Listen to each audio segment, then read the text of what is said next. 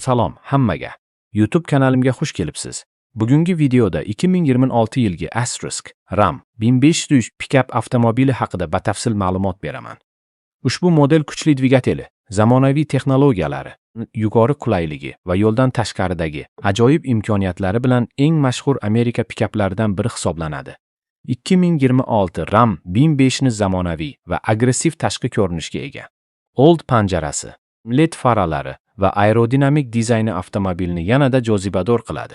Turli komplektatsiyalarda 18 dan 22 dyuymgacha bo'lgan g'ildiraklar taklif etiladi. Salon yuqori sifatli materiallardan tayyorlangan bo'lib, keng va qulay hisoblanadi. Premium versiyalar charm o'rindiqlar, yog'och bezaklar, isitish va shamollatish funksiyasiga ega old hamda orqa o'rindiqlar bilan jihozlanadi. Katta panoramali tom va keng ichki makon uzoq safarlarda ham yuqori qulaylik yaratadi. Markaziy panelda 12 yoki o'rdirbegi 5 dyuymli sensorli multimedia ekrani mavjud. U Apple CarPlay va Android Auto tizimlarini simsiz qo'llab-quvvatlaydi. Shuningdek, raqamli asboblar paneli, premium audio tizimi, simsiz telefon quvvatlash qurilmasi va ko'plab USB portlari mavjud. Dvigatel variantlari bozorga qarab farq qilishi mumkin. Asosiy variant sifatida 3,1 litrli Hurricane 2 turbinali 6 silindrli benzin dvigateli taklif etiladi. U taxminan 20 o't kuchigacha quvvat ishlab chiqaradi.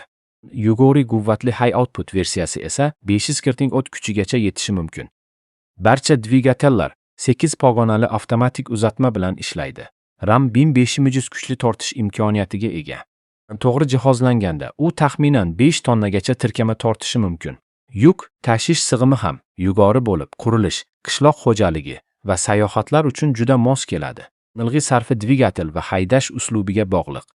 Yangi Hurricane dvigateli avvalgi V8 dvigateliga nisbatan kuchliroq bo'lish bilan birga, yanada tejamkor ishlashi bilan ajralib turadi.